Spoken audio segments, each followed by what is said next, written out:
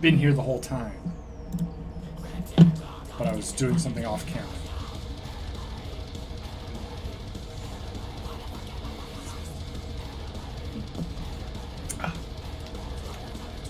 That's good.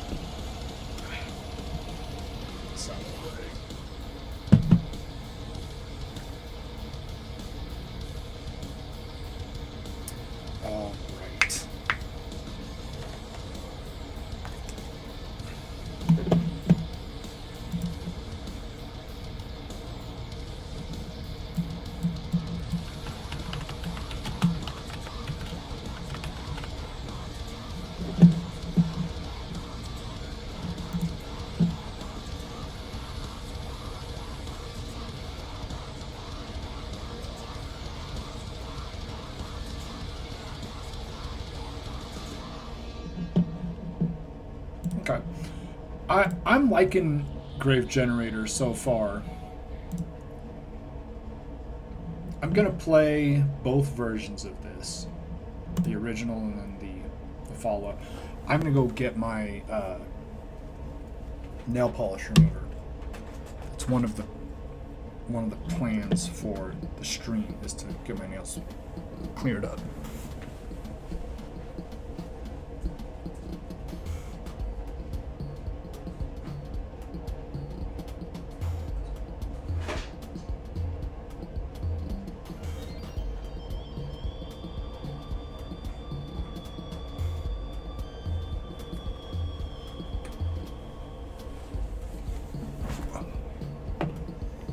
It is funny to have a bunch of nail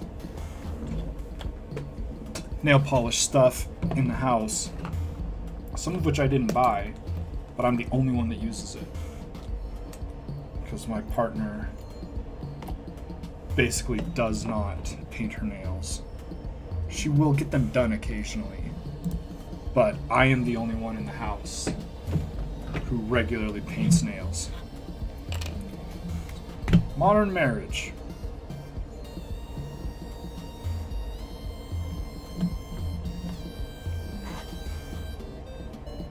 I've been a fan of this guy for a long time.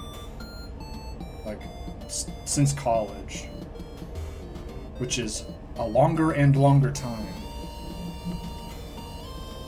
It's sort of disheartening.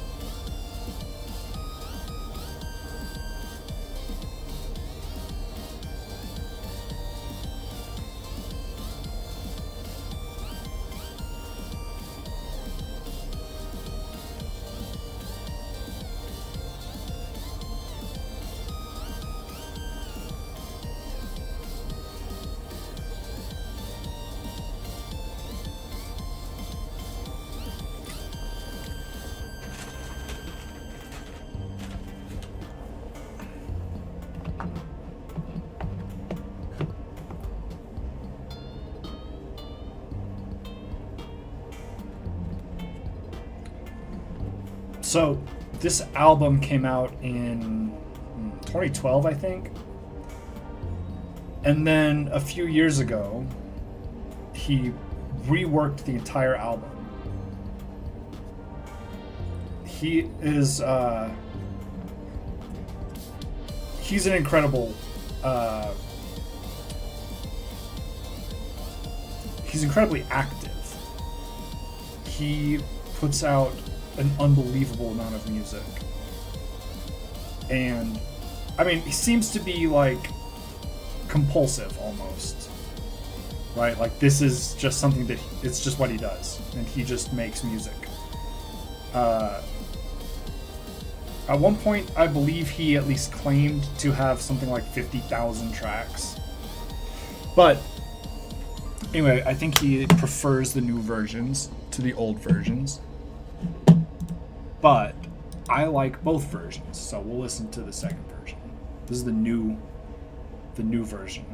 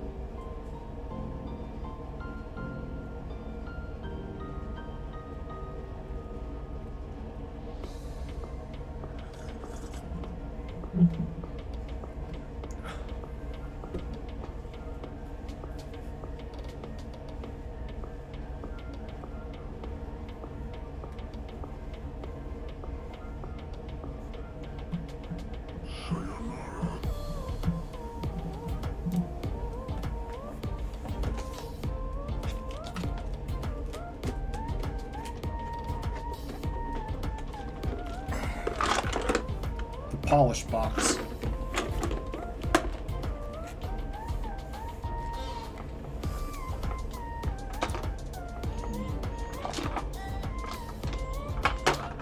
Some of these do need to be thrown out.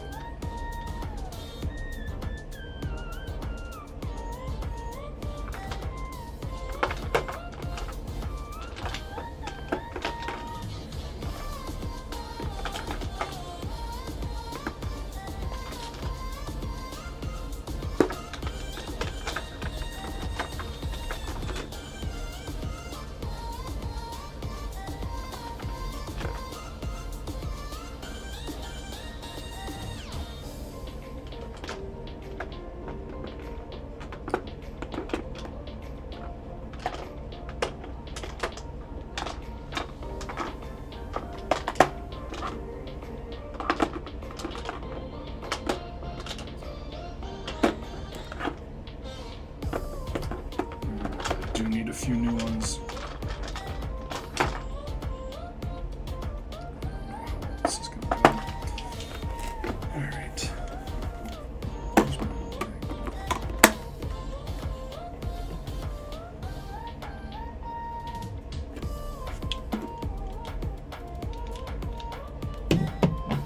Well, I've played myself.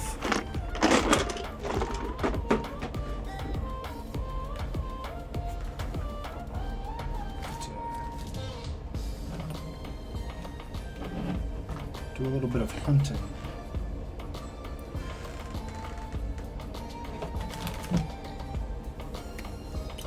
Where is my magnet?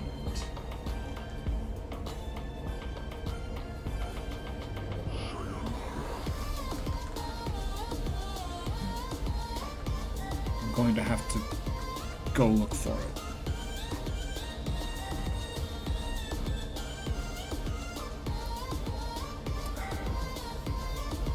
But I can do my accent nails at least. It's annoying. This polish is old.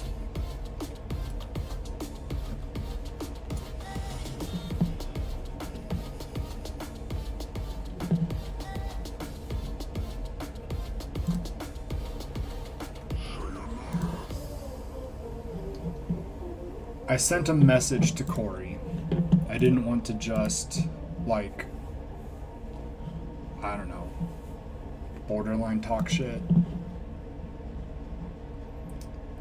So, just for the record, I did send Corey a message bringing up that I don't believe he was doing it deliberately, but his discussion of the Jews killed Jesus, the religious leaders tried to get Jesus killed, you know, that is a very, very early anti-Semitic trope that has been around since like the 2nd century, at least. So I did not just mention that that was something I thought was a problem.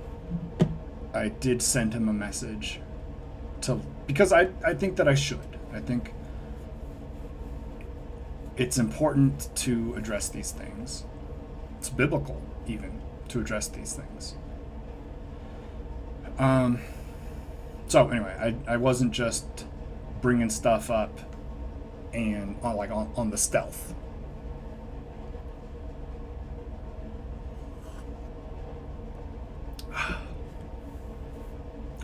This is good coffee. I went to Sonder on the way home from work this morning. I don't want to watch this anti-trans stuff, guys. It's fucking awful. I really don't want to hear him talk about sex almost at all.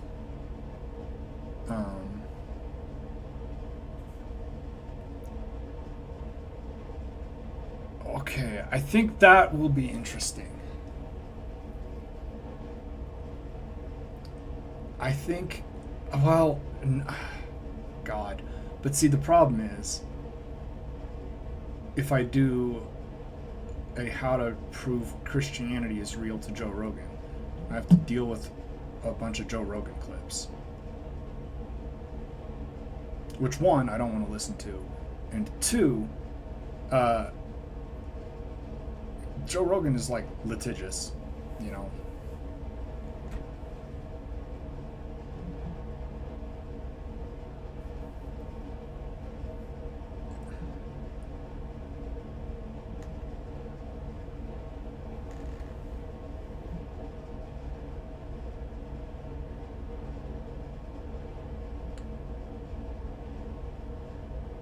Oh boy, I mean, that one would be really annoying.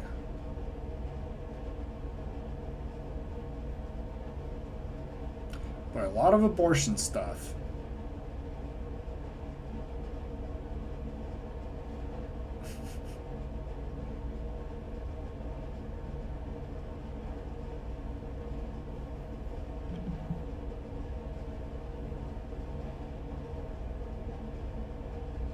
Oh God. Him and inspiring philosophy. Yuck.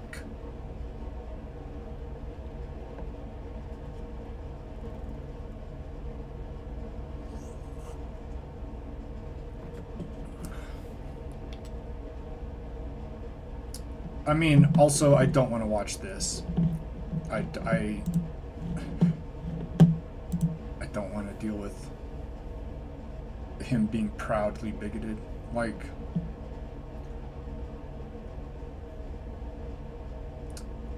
it's more interesting to me for him to talk about Protestants as opposed to non-Christians.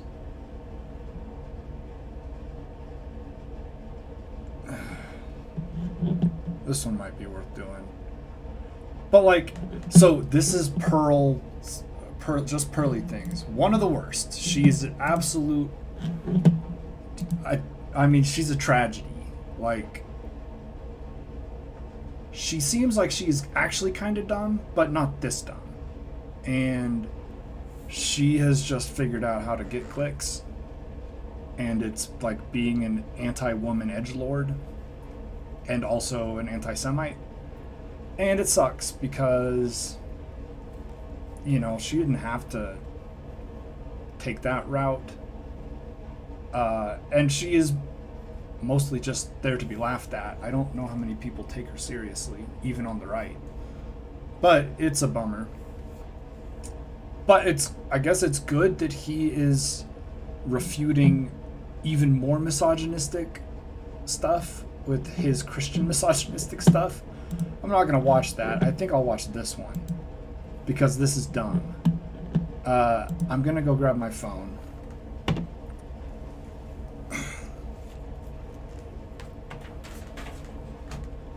And I'll be back.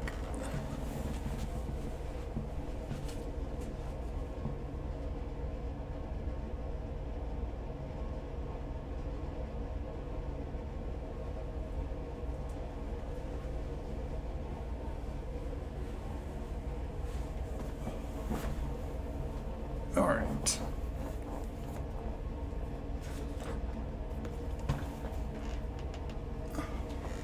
God, I do need a haircut. This is too long. When you look at modern works of art, one thing always stands out. They're ugly. This is just Ugly to who? Ugly in what way? Look, this is gonna be the whole video, so hopefully I'm gonna try to get it out of the way early and not like keep hammering on it. But art is subjective. There is no defined technical term for what beauty is. It is, as they say, in the eye of the beholder. And also, not all art is designed to be highly marketable. Some art is supposed to express something or make a statement, represent a personal experience or even a trauma, right? Sometimes art is ugly because sometimes life is ugly. It's really not that complicated. But this is a classic. It's the sort of argument I would have. I don't know. I liked modern art when I was younger, so I think I wouldn't have fallen for it. But it is a very common, and truthfully, let's not accuse Trent of anything here. So I'm not going to say this is Trent's position, but it is also a pretty racist position generally. Now, you can point to nice works of art from other cultures, right, to get around it, but a lot of it is like there's no good music except the stuff that was made by white men in Austria. Like, they made some great stuff, but other cultures have also produced really impressive stuff. But we don't give it the credit that it deserves. And that is like, it's like latent white supremacy, right? It's not active necessarily. It's not like you are what is it? It's the in the water stuff. Right? This is why you have to think about what you think about. Because you don't think about it. You just think, oh, all the best music was made by these guys. All the best art was made by these guys. All the best art looks like this. And you don't question that. And the problem with that is all of those things are generally Western European or American and done by white people. Anyway, this is... Yeah, this is connected to white supremacy in, I think, fairly obvious ways, but I am not suggesting that this is Trent's angle, alright? canvas or a giant rock. If you're Catholic, it's especially embarrassing to see what passes for art or sacred. What's up, man? I have not listened to a lot of the new stuff, to be honest. I'm trying to think what I got last.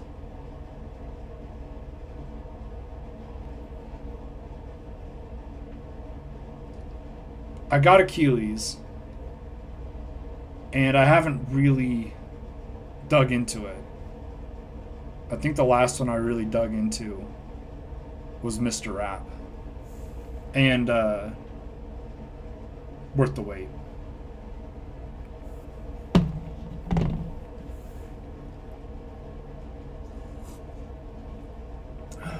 But I see that he's I see that he's been really making moves, like in the South, right? I actually have family in Lexington, or Lexington area, and I know he's it like there's so many people that deserve recognition that make music that nobody's ever heard of, but that my wife is an English teacher, and she's a huge fan of One Take because of his lyrical wordplay ability. There just are not that many rappers who are that creative and have that many play on words and jokes. You know, like I keep finding stuff, you know, on re-listens. There's a bar, I don't remember what song it's in, but said thought that I could count on people, had to come to my senses. And it took me a long time to notice that he's making a census counting people joke. But it just, because it works, the wordplay is so, it's so perfect. It doesn't feel forced. Like, it doesn't feel like he's trying to fit stuff in. It just works in his delivery. And so sometimes it's so casual that you don't notice it until the like 10th or 15th time you hear the song, and it sticks out. But yeah, man, he's unbelievable. I just, it's a special gift, I think, and like, I'm sure he would have been hell in class, but you know, my wife would have loved him as an English student because of the like obvious ability and gift he has.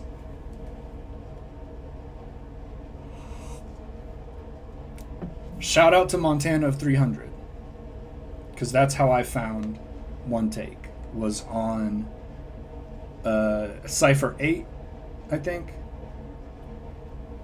And shout out to my old roommate, also. My old roommate, Tim, who is a rapper from PG County, Maryland, and also a preacher's kid, who, like me. But we lived together in LA, and he put me on, this will date me, he put me on the Montana of 300 Chirac remix. And so I found that one, and then I found the Bodak Yellow remix, and then I started watching the ciphers, and Cypher 8 with One Take, and then Cypher 9 with One Take and Arsenal are some of my favorite pieces of like rap. Are man, when he did that line, I might go baseline like Kobe Bryant in 06 and then body out. The long clip, DeAndre Jordan. I got to keep the 30 on me like I'm Stephen Curry. I listened to that one a lot. I listened to that one a lot of times. I have a lot of it memorized. And it was a great beat for his style of rap. But yeah, those two ciphers, and then I think like the Poppin' Out, maybe that remix that Timmy did at the basketball court. That was the first video I saw. I get, like, I know there's early like mixtapes with DJ Black Ghost, and I've heard some of them, but like Grammy, Oscar, Emmy, and Shirt Off My Back. Is that right? Those are the first two that I really got into. Rest When I'm Rich. Yeah. Rest When I'm Rich and Me That's Who. Those are the two albums that I got really serious about. And yeah, he's one of the great creative lyricists.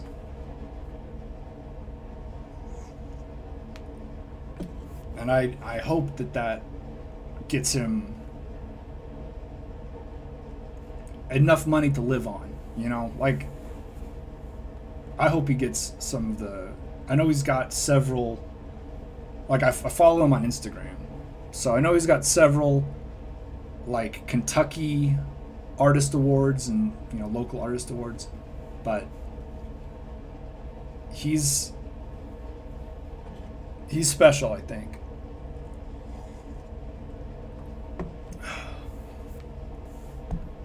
I'm trying to think. Lately, I've been listening to a lot of Infinity Knives and Backwash.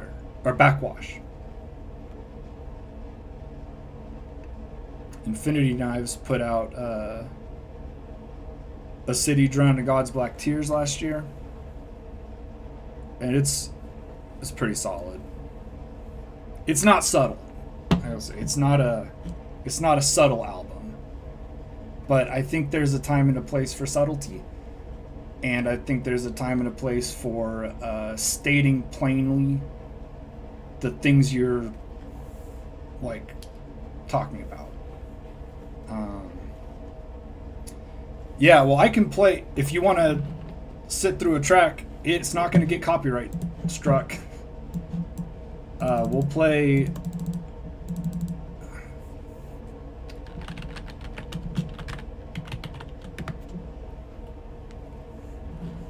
I'm trying to decide which one. Everyone I Love is Depressed. Look, 26,000 views. This is criminal.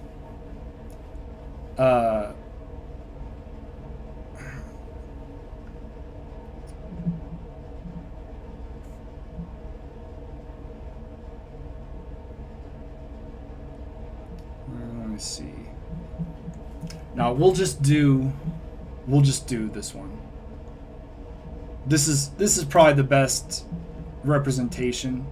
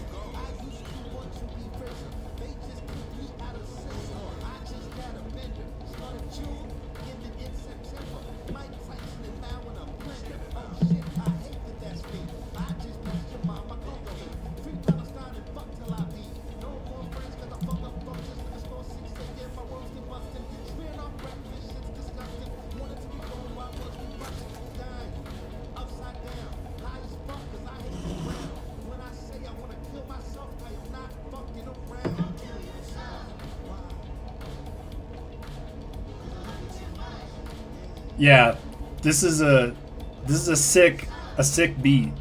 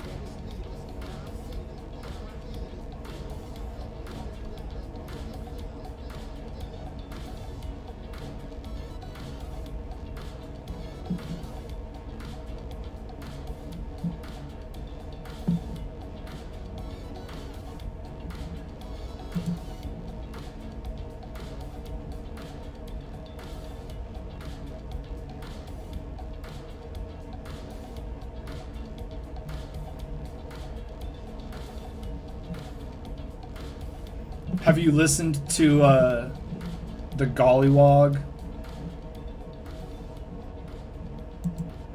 That Billy Woods. I try to be like a rap knower. I don't want to just know the radio hits. I'm not a huge, everything he does doesn't work for me. Like, I come in and out of Billy Woods, but I really like this one.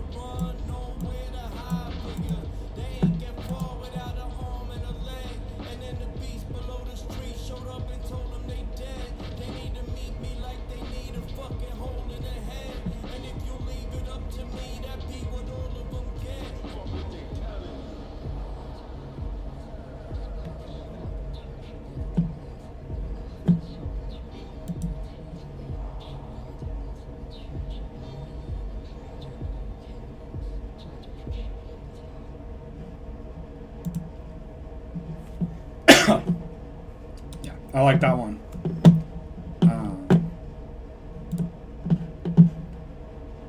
Like there are a lot of rappers who lyrically I really like, but I either can't get into the delivery or I can't get into the beats. Like Earl is kind of like that for me. I feel bad that I don't like Earl Sweatshirt that much, because I know he's really smart and he's a really good rapper and writer, but I have always had trouble getting into the music of what he does. And like, it is what it is. I appreciate the ability, even if I don't, enjoy the product. But, all right, that was a good break. And now we're gonna talk about why the only good art is like Christian photorealistic art. Modern Catholic churches. They're the bland, soulless buildings that are supposed to be churches. The childish artwork that announces the sin. And just bizarre works like the so-called depiction of Why does a church have to be fancy to be like? I mean, he's a Catholic. I did not grow up Catholic, so I have a different idea, I guess. But I like the cathedrals. I think they're cool. But the way we read the New Testament, God is not somebody who cares about how the building looks. Right? This new version, the new covenant. You used to have to worship God at the temple because that's where God was, or that's where his presence would be. And you would go to the temple and that's where God was and you'd worship him there. And then Jesus said, God is with you everywhere. And then Paul said, you don't have to worship at the temple anymore. God is with you. So whenever people are together, God is there. Okay, so well, you don't have to have a temple anymore. Very convenient because the temple was destroyed. And so that's a problem. If you have to, right? If God is at the temple and there's no temple, there's no God. So this helps you deal with that. But that was the sort of a modern approach, was you don't have to go to the temple to worship God. You can meet in your homes, you can meet in the public, wherever, and you can worship there. So I have never felt like a church needs to be anything special. Church is a meeting place for Christians. And the point is for the people to meet there, and not for it to be it in itself a big deal, right? I didn't go to big elaborate churches growing up, and that was never something that we thought was important. resurrection, the Pope Paul VI's audience hall. And in today's episode, I'm going to explain why it's not a coincidence that the defenders of this ugly art are usually theologically or politically. Oh, damn. To explain why, though, let me provide a few more examples of this kind of ugly art in Catholic spaces. In 2020, the Vatican hosted a nativity scene with figures that looked like creepy Fisher-Price toys. As the world was enduring the darkness of the pandemic, one news story reports how people longed for a more traditional nativity display. It made me think of bowling pins with a baby Jesus as a ball. I liked it, but I preferred last year's, but it's not too bad. Here's She thought it was fine. So you've got one negative review, and one person who said, yeah, I liked last year's better, but this one's fine. And yeah, it's weird. But I don't know, man. Who's like still really worried about nativity scenes? another one. Heidi Schwarm, a senior correspondent for the National Catholic Reporter, a periodical that often platforms dissenting voices against the church, wrote the following. Oh damn, it's heretical. It's At the heretical. Feast of the Immaculate Conception, this is my favorite image of Mary from the Basilica of the Annunciation in Nazareth. Now, I've been to the Basilica of the Annunciation multiple times. Damn. And I really enjoy. All right, Trent, brag. I think this is cool for what it's worth. It's an interesting. She's in that camo that the dazzle camo that they put on ships. Enjoy the dozens of depictions of Mary and Jesus from all around the world. My favorite is this Chinese depiction of Mary and Jesus, where Jesus has little panda slippers. But the depiction of Mary from America is easily the ugliest. Oh, is it because she's black? Well, Canada is a close second, but it's more incomprehensible than the one from the United States. It looks like someone vomited up oil paint and aluminum foil. I disagree. It looks very intentional. I don't know about the background. The background is just sort of abstract and cool. But that is very clearly a person. And dark-skinned, which seems likely to be true. This may be darker than Mary would have been in the first century Palestine, but like, she wouldn't have looked like Trent. It's objectively ugly. Objectively, it's not objective. I think it's cool. I said I thought it was cool before he started talking about it. I still think it's cool. It's not a photorealistic painting of a woman with a halo. But if somebody said, this is my idea of Mary, I'd be like, oh, okay. Now, art can be ugly if it's depicting objectively ugly things, like the devil. Objectively ugly. Trent. Objectively does not mean what you are saying it means. But art that depicts the most venerated creature in God's creation, Mary, the Mother of God, should be breathtaking. Boo. Boo. This is all based on a misunderstanding. I mean, well, it's somewhat of a misunderstanding. Like, Mary probably was Jesus' mother, as far as that can be shown to be true. But, like, she wasn't a virgin. She was a young woman, most likely not a virgin. Because there's a word for virgin that was not used for Mary. And also, it's based on a prophecy that wasn't intended for the first century. It's all very tedious. At the very least, it should not be ugly. Here's my last example of bad Catholic art. Before it was redesigned in 1967, the Newman Hall at the University of California, Berkeley, looked like a typical Catholic church. The redesigned church, however, looks like a concrete bomb shelter. It's cold, drab, dark, gray. The Newman Center website describes it this way. The building conveys a sense of the primeval, of spiritual realities that have lasted down through the ages. It is an architectural statement of Christianity, with its roots in the altar of Abraham and in the catacombs of Rome, but is compatible with an era when space and human freedom are explored. The examples of bad modern art, especially Trent is like, no subtext, only text. Although some might say that beauty is subjective, so who am I to I would say that. And I'm sure there's going to be some commenters to this video who will say, but I like that Newman chapel, or I personally think the American mosaic of Mary is quite beautiful.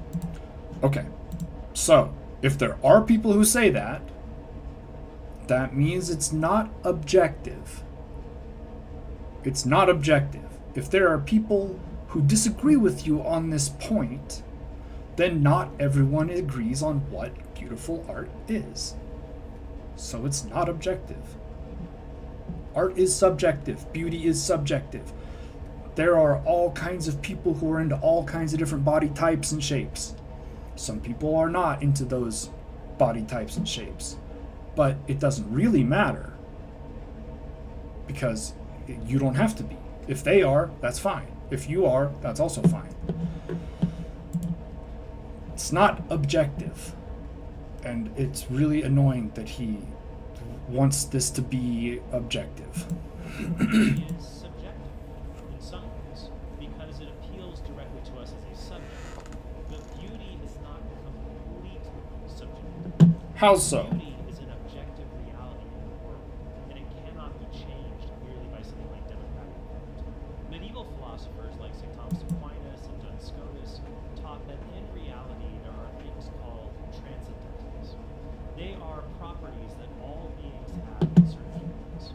These are things like truth, goodness, oneness, and according to some authors, beauty. The transcendentals are also convertible. They represent the same thing when seen from different metaphysical points. Yeah, but that's not true. Some societies value lying and cleverness. Some societies value truth and integrity. Some societies value both. You know, we contain multitudes, as it were. Again, like, so much of this shit is... We have learned things about the world in the last 2,000 years that people who were writing at the time, no matter how smart they were, did not know about and could not know about.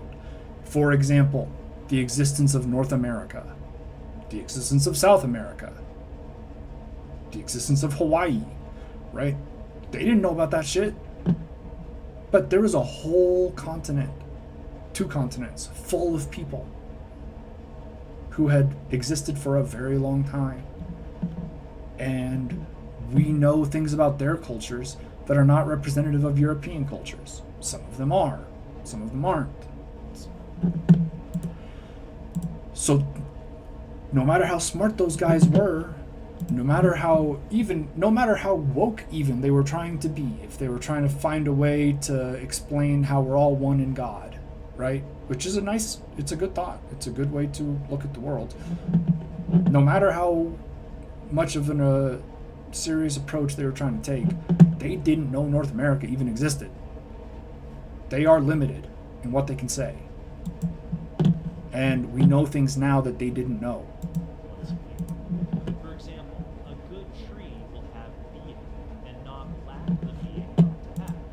The intellect will recognize it truly has the properties of a tree, like bearing fruit, for example. Okay, but I can tell something is a tree even if it doesn't bear fruit. It is a true example. However, the sensitive appetite of the soul will see the tree is beautiful because it has what trees ought to have. Same thing, different metaphysical points of view. But when we see a dying tree, we recognize it's a bad tree. It's not morally bad, it just is naturally deficient. It lacks. I grew up in Indiana, and I grew up hunting mushrooms, which is it's a weird thing to say, but it's something that we do in the North and the Midwest.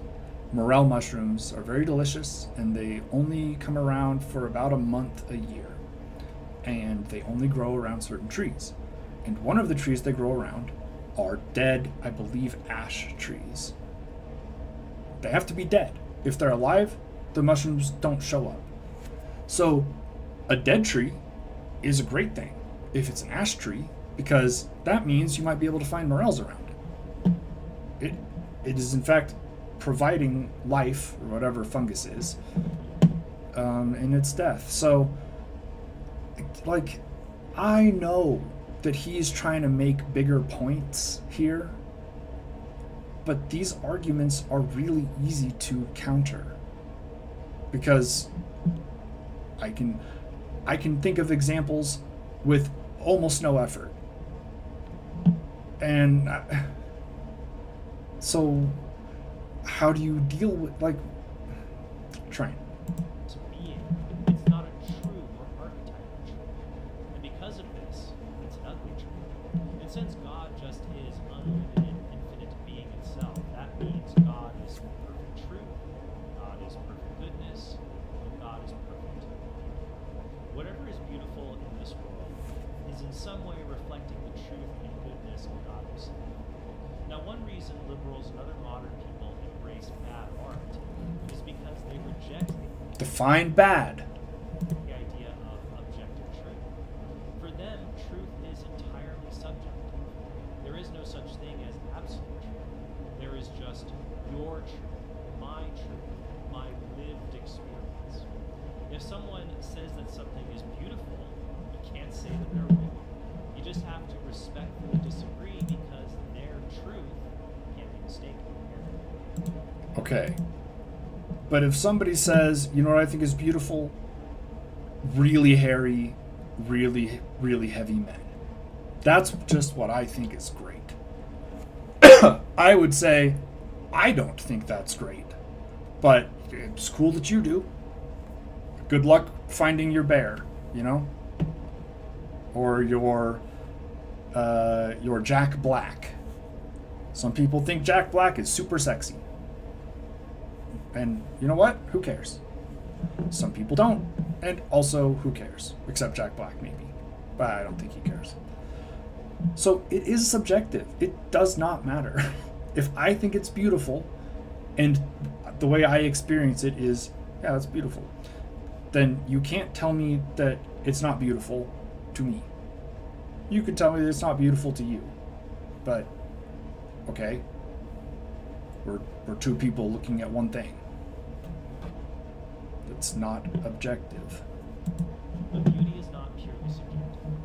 St. Thomas Aquinas once compared beauty to God the Son, and and said that beauty has three elements: integrity or perfection, since those things which are impaired are by the very fact ugly; due proportion or harmony, and Hold on.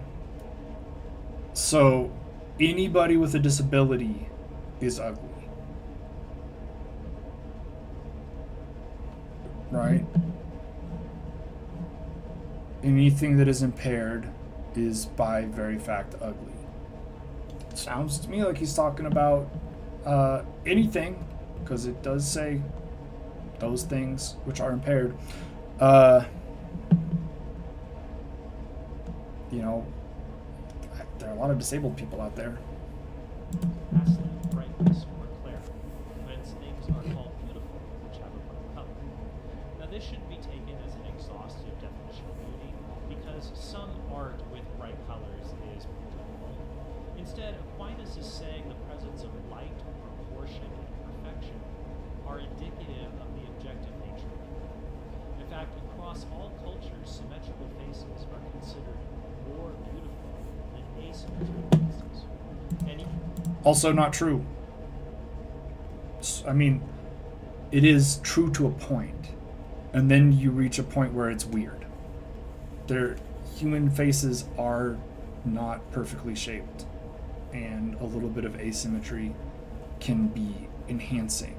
You think about Harrison Ford, right? His face isn't perfectly symmetrical. He's got a big scar on his face, but he has a real air of attractiveness, right? The fucking Barry Keoghan, right? No offense to Barry Keoghan, but he is a weird looking dude, in my opinion. But a lot of people think he's really sexy. And who's to argue with them? This is just lazy. This is lazy. even though the cultural styles may differ, beautiful architecture tends to rely on the same mathematical ratios, like the golden ratio, 1 to 1.6. Personally, I think one quality beautiful art has is that it takes us out of ourselves and it lifts us up to something beyond, something universal. You see this, for example, in beautiful cathedrals that lift us up to God. You also see it in beautiful non-Christian worship sites, beautiful secular buildings, and even beautiful natural features of the earth, up, out, and beyond. This kind of art, or these kinds of beautiful things, it lifts us up to contemplate other universal good things: friendship, justice, love, and the greatest good of all, God. But ugly art doesn't do that. It doesn't care about lifting us up to God or even to any transcendent values. Ugly art cares more about shock, or subverting our expectations, or hammering home just some kind of message about mankind. It brings us down to think more about mankind than the things that transcend. For example, the reason the resurrection sculpture looks so weird in the Pope Paul VI audience hall is because the artist was trying to make a point about the threat of nuclear war, not something awe-inspiring in Christ's resurrection itself. Likewise, the 2020 Vatican nativity scene doesn't lift us up to God. Instead, parts of it, like the astronaut, are supposed to remind us about how amazing it was that human beings made it to the moon. But at Christmas, shouldn't we celebrate the God-man who made the moon and the stars? I believe they were still doing that. It doesn't have to be one or the other. Conceivably, it could be two things at the same time. You could be making 2 points. Like, it was still a nativity scene. In the entire universe, instead of focusing ourselves down on what humans have done. Modern art also values what matters to humans more than what's transcendent, in that it values things like efficiency more than these objective goods.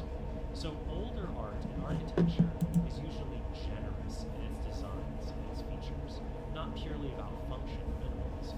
And in this, it lifts us up and beyond. But modern art often considers this odd or wasteful. Or impractical.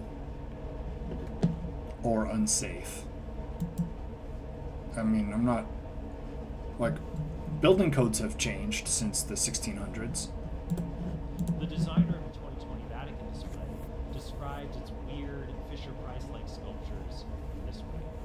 The choice of these cylindrical blocks is linked to the modularity of the project, which sought to provide a formal model that was easily replicable and simple to make, to apply to the production of large ceramic sculptures depicting figures. Using a circular plan module, it was then possible to add elements to create individual characters, and not only for the precedent. Some forms were freely inspired by elements of industrial production at the time, like spark plugs, which have the screw thread base. Okay. Before Trent goes on, I'm going to say, who cares? I think that's an artist who was excited to do a project that they thought was cool, and I'm sure it has some meaning to them. I don't find it that inspiring, but I'm not a Catholic. And if the artist is happy with what they did, then who cares? Aside from the people who are paying for it. The architect of the Berkeley Newman Center was steeped in a genre called brutalism, which uses minimalist concrete designs in its architecture. His previous experience had been in designing things like freeway overpasses. The cold, blocky design of brutalism is often associated with Soviet apartment blocks or low-income housing projects in the United States, many of which have fallen into decay because the people who live there don't care about keeping them. What's there to keep up? That's only partly true. I mean, if you're living in a building that was built 70 years ago and hasn't been updated, then there are other issues, like 70 years of people living there. Soviet Union no longer exists, so they haven't really been updating the Soviet era housing. Like, some people are really into brutalism.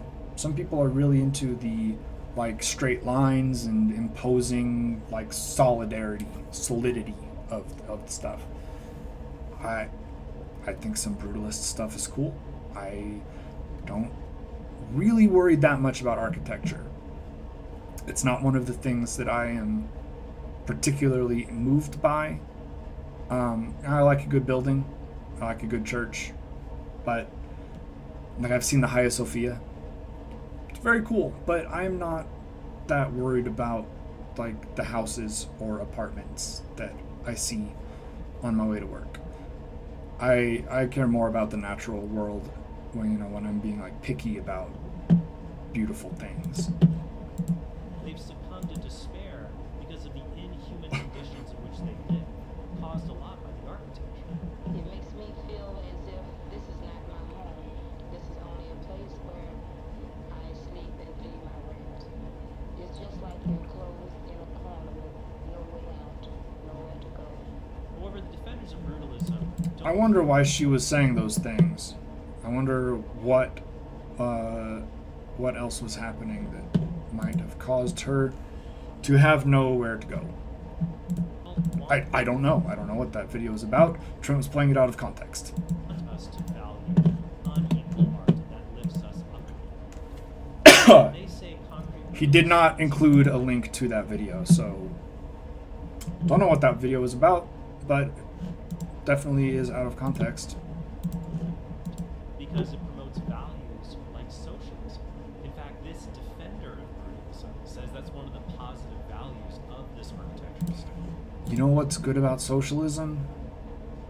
The social part of it, the community part of it, which is what Trent wants you to get from the church. That's why it's a threat, right? It's a non-religious based community building project.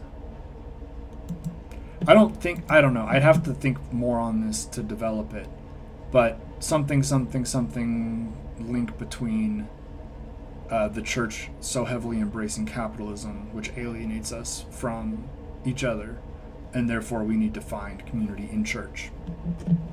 I don't know if there's anything there, but Not accurately understood as a movement underpinned by a utopian socialist ideology. And it's important to get that phrase right. Utopian socialist ideology. Brutalist structures are a means for achieving an integrated and thoughtful way of life, a life where every individual knows their role in the collective. Look at the Barber King, for instance, a full city and brutalist getup. It has housing and a theater, nature, sunshine. The stores all woven together in a confusing 3D matrix of slabs, walls, and walkways. Contrary to what you might think, massive, ugly, and imposing structures are more like a byproduct of this utopian thinking. The ultimate goal is to create communal spaces and promote social cohesion all through architecture. Tucker Carlson made a similar point No, not Tucker. One of the worst. in a recent interview he had.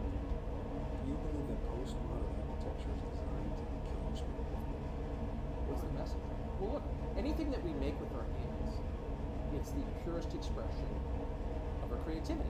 So there's a purpose behind everything that we make, a message behind all of it, as there is in all art. You don't paint a painting with your vision behind it, you paint a painting because you're sensitive. And so buildings that are warm and human, and that elevate the human spirit, are perfect. And brutalism. Look, I think Chris Cuomo's a shithead. He's not as bad as Tuckner over here, but he's a shithead, so I don't want to give him very much credit at all. But it is funny that he's sitting here like, what is this bullshit? What the fuck is Tucker talking about? One of the high-end responses that we have in those are not elevated.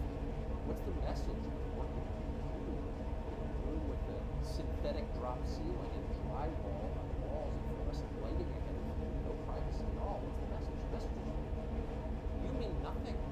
You are replaceable. You are a widget in a bin. See, I don't think that's what it means. I think it means we have the ability to provide housing. Oh boy. So this video is getting dinged because Tucker's voice is in it. That's annoying. Awaiting assembly. You're just a cog into this, like, oh, it's the Because it's not egalitarian. Do not feel like we're missing anything by skipping ahead from Tucker. They want everything to be beautiful in its own way. But if everything is beautiful, then nothing is beautiful. In George Orwell's dystopian novel 1984, the totalitarian government Big Brother is represented as saying, there will be no distinction between beauty and ugliness. There will be no curiosity, no enjoyment of the process of life. All competing pleasures will be destroyed. A lot of modern art is bad because it focuses primarily on the artist. Again, bad.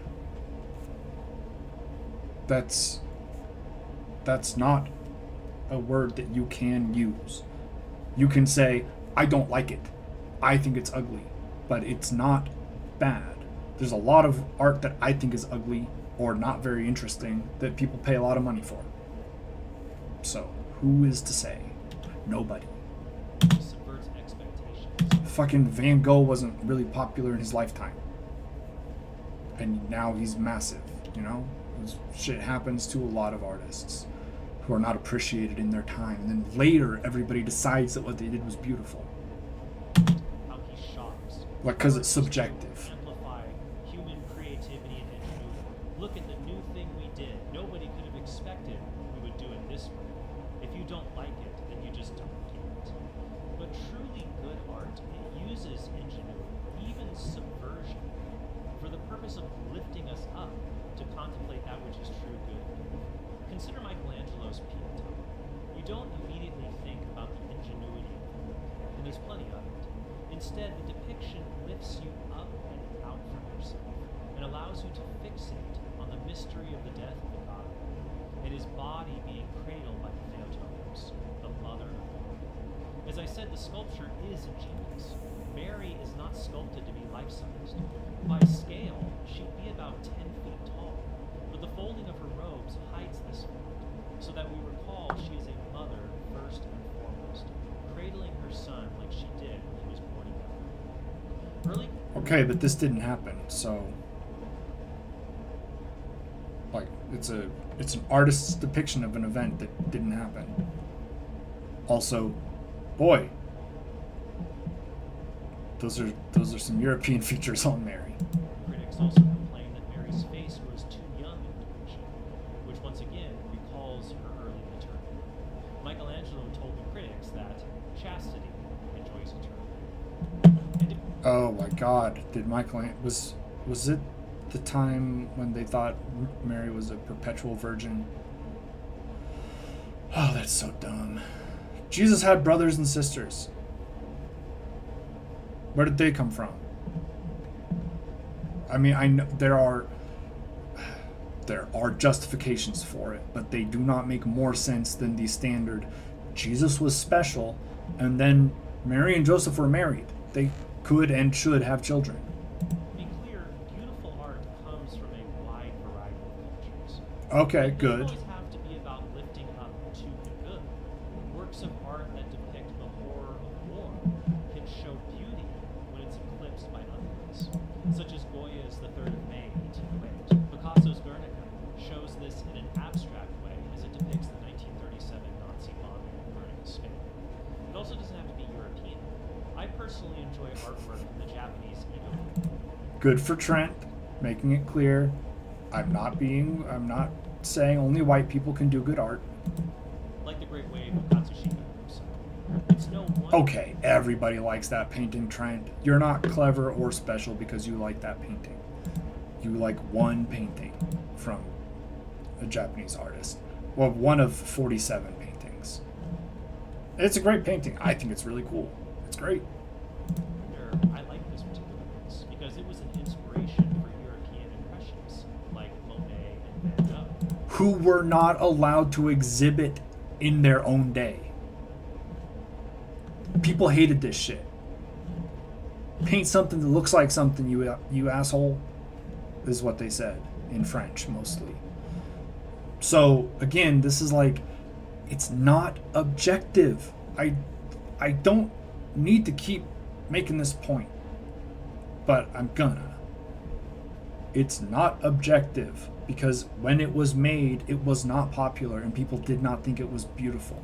Now we think it's beautiful, so it was always beautiful. But no, it wasn't. Beauty standards have changed over time. You know, both in terms of physical size, physical attributes, tan versus pale. This shit is all changing all the time. There is no objective anything when it comes to preference and taste. There's only subjective. And I enjoy these works in lieu of more traditional Renaissance art. Good art doesn't have to be a bunch of depictions of biblical figures in Renaissance style. It doesn't True. have to be religious. One of my favorite True. paintings is the 1942 oil canvas Oh, work, okay. Night Walks by Edward Hopper. This man does not know much art. Like, this is a good painting. It's a classic. Everybody is familiar with this painting. So, again, I don't give you points for being an art lover when you are being like, I like this incredibly famous painting from Japan, and I like this incredibly famous Van Gogh, and this incredibly famous diner painting. Like, does he like the Chicago, the Day in the Park in pointillism? It doesn't lift me up to the divine, but it transports me to another kind of beautiful time. A time illuminated by gently buzzing fluorescent lights. And a beautiful time when white people were the only people who could vote. And all that time. Again, I'm not accusing Trent of saying that he is pro only white people voting, but whenever we talk about the glorious past, glorious for who? Glorious for some people, but other people remember that time a lot differently, right? It's worth mentioning. That has all kinds of stories to tell, if you're willing to listen. And I'm not a snob. You can find Okay, really good. all kinds of stories, not just one. Glad to hear it. Stories. One of my favorite artistic guilty pleasures is 80s synth, the kind of blend of cool, dark, smoky, folk fusion. Now, in some cases, liberal and modern art is ugly. Hell yeah, Trent's into fucking synthwave. Because it abandoned its transcendent purpose. Decided not to do a second take. I respect it. We're almost done. Let's get this shit over with. It tries to do good, but in a deficient, man-centered way. So you're always focused down on the human element rather than to the transcendent element. But some bad Catholic art has a more sinister origin. Some of it, I believe, is meant to lead us away from. Damn. Some Catholic art is demonic. Such is the case in the artwork done by Marco. Rupnik, if you didn't know, became infamous after credible allegations of sexual abuse were made against him by several nuns. What this priest allegedly That's did bad. to women is so vile. I'm not even going to repeat it here. Thank you. Also, it is strange how often these things come up in the church. But according to the allegations, he frequently cloaked his abuse in religious language, saying that the sex acts he was doing were imitations of God and the church. If the Listen, okay, it's what he was doing is bad. Full stop. It is funny that that was the line he was trying to use.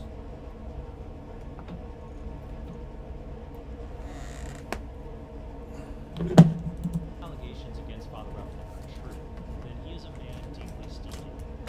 And if they are true, they explain why his art, which had been featured all over the world, has a stilted and ugly quality. Genuine Byzantine iconography. Listen, here's the thing. Before he was a known sex criminal, did Trent think his stuff was bad? Maybe he did. That's fine. Like, I'm not saying that he didn't, but there are often.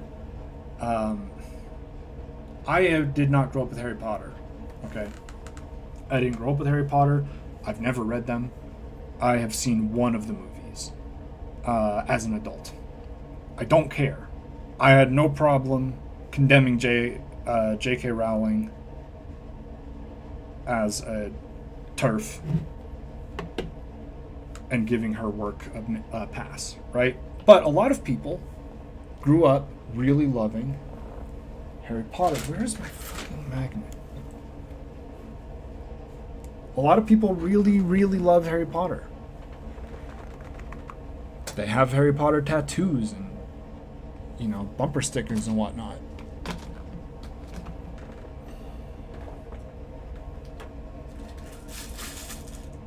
God damn it. Well, it doesn't seem to be in here. Okay. Anyway, but since J.K. Rowling has been outed, has outed herself as a gigantic asshole, all of a sudden, people are recognizing that she wasn't a very good writer. But that's hindsight. It doesn't necessarily mean that's wrong. It could be the correct assessment of her writing style and ability. But you didn't think that she was a bad writer when you liked those books because you liked those books. It's not. It's just not that simple. So I don't know. He may have really been thinking this guy's art is terrible before he was accused of crimes, but it's very easy to reverse your logic. You know, oh, this guy is a criminal. His art is bad. Right? Have pointed out that his icons and murals, they lack parallelism. They're crooked. They're subtly distorted. And most alarming in his works are the dead black eyes of the features being depicted. Why is that alarming? I mean, it's sort of weird, but it's stylistic. Hilary White of the Sacred Art Project puts it this way. Rupnik's work is deliberately, theologically, and aesthetically transgressive. It aims not to illustrate or even didactically explain Christian theological ideas, but to distort them. Oh my god. What is this shit? Also, I need to see when the allegations happened. Slovenian allegations 2022. So, this article is from 2023. I'm not saying that these people didn't have these opinions about this guy's work before he was outed as a criminal. but the commentary is not coming from before he was a criminal. Or, right? This is after the fact. So, I don't know if this was the opinion in 2006 of his work. It uses that sacred language to desacralize what it's talking about. It takes the extreme precision and rationality of Byzantine Christian art and creates chaos with it. Visual gibberish. Chaos. Its style, by imitating children's scribbles, implies that the Christian things it depicts are silly, imprecise, and ultimately irrelevant. The way he does art implies that Christianity is silly. That is an interesting interpretation, and not one that I came to looking at his art. Open nonsense. Stories fit only for children. So to summarize, much of what I do as an apologist is to defend the truth of the Catholic faith when it's attacked, to refute lies and errors about the faith. Right. A lot of that is also tied up in defending the goodness of Catholicism. But an enemy of the faith, whether they know it or not, might be more effective attacking the church's beauty instead of its truth. Because its beauty and its truth are the same thing, just looked at from different points of view. So I hope this episode will be helpful for you to see that we need to defend not just what is true and good in our Catholic faith, but in these ugly times, we need to defend what is beautiful as well. Incorrect. We have a very I mean, this is done. Let's see what the comments say.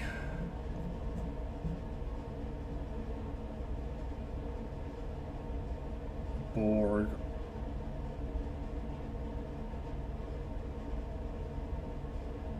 Okay. But that is how it goes.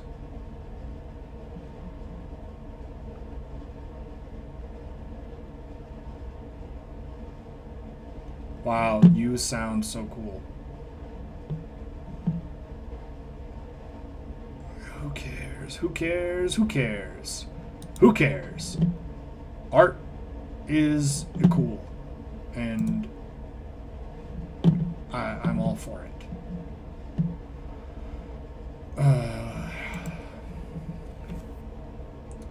I think I will wrap it up for the day.